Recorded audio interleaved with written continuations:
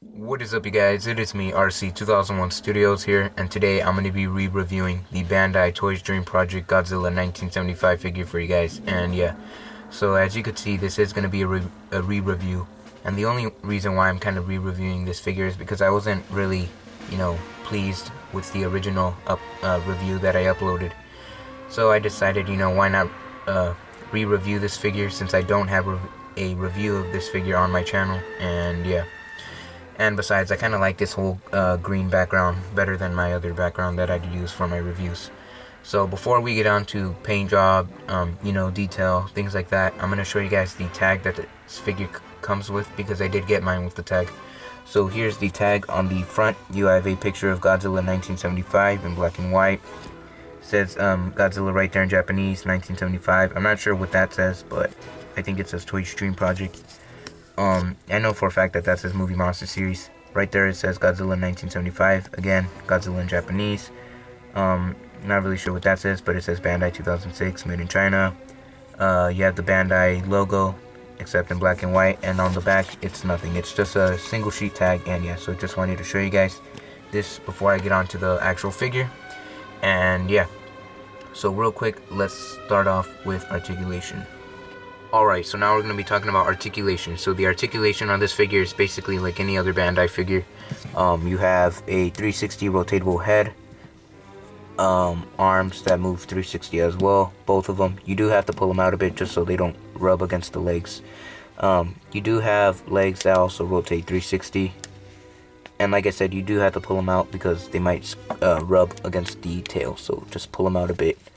But it is soft vinyl, so you don't really have to worry about it. And yeah.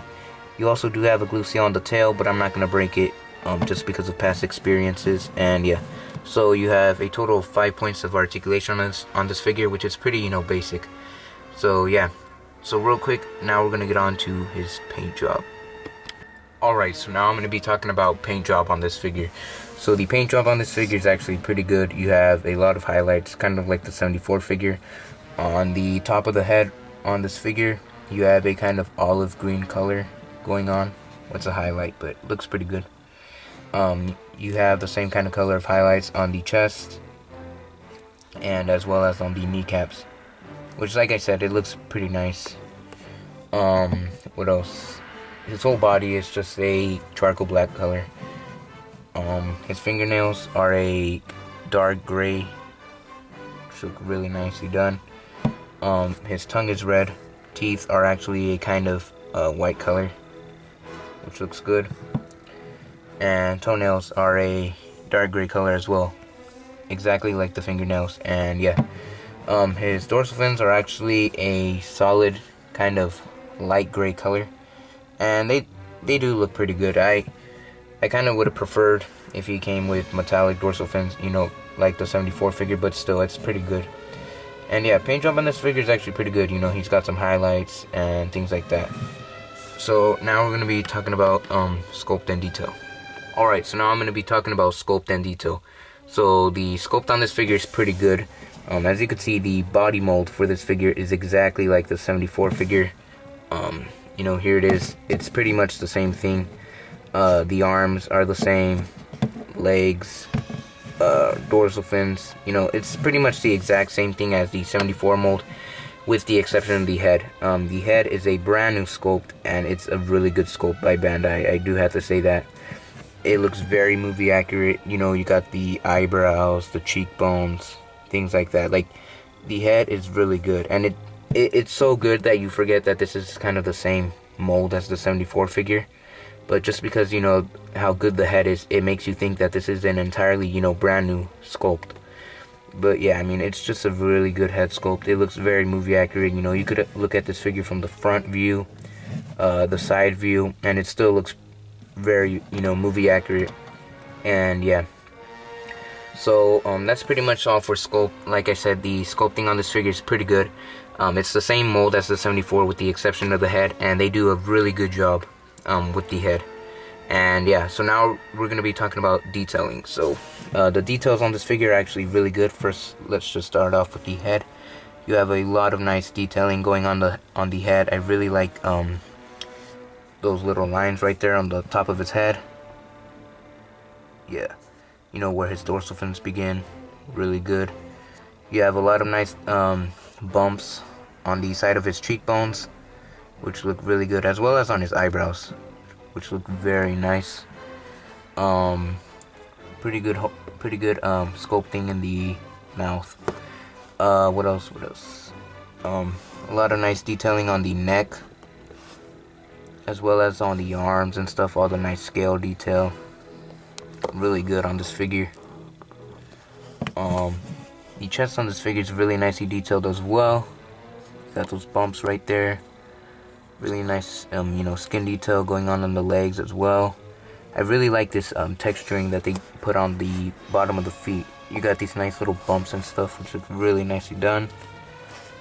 The tail has a lot of nice skin detail as well. The bottom of the tail is that, you know, simple bottom of the tail look.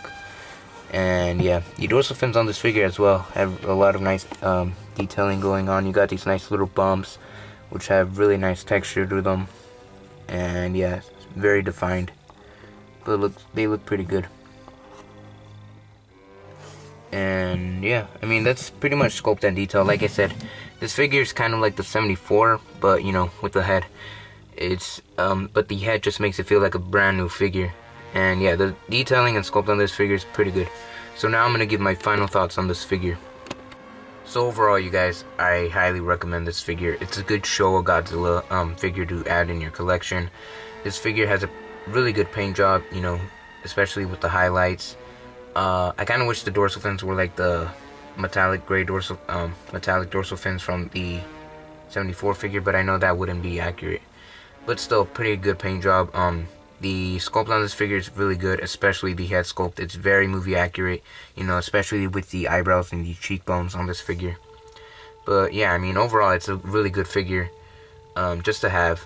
You know, it's a good Showa Godzilla figure to add in your collection. And yeah, so real quick, before I also end this video, I'm just going to be talking about pricing. So I got this figure for $80, which is a pretty good deal for this figure.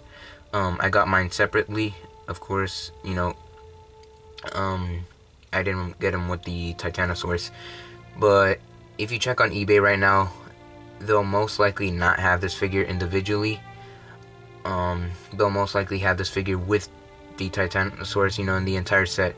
So if you get this figure individually, I'd say $80 would be pretty good for this figure, or less, you know, $80 or less would be pretty good for this figure. That is if you're getting this individually. But if you get the entire box set, it'll probably cost you around $130, something like that, or even more. But yeah, I got mine individually because I only had $80 at the time, and you know, I saw this on eBay. It was $80, so you know, it was perfect. And yeah, so like I said, if you're more interested in the Godzilla than the Titanosaurus, I'd paid no more than $80. That is, if you're gonna get the Godzilla individually. And yeah, but still, you know, pretty good figure overall. Highly recommend it to anyone who's a 1975 Godzilla fan. And yeah, overall, just a good Showa Godzilla to have in your collection. So yeah, guys, hope you guys enjoyed this re-review. Please remember to like, comment, and subscribe, and I'll see you guys next time. Goodbye.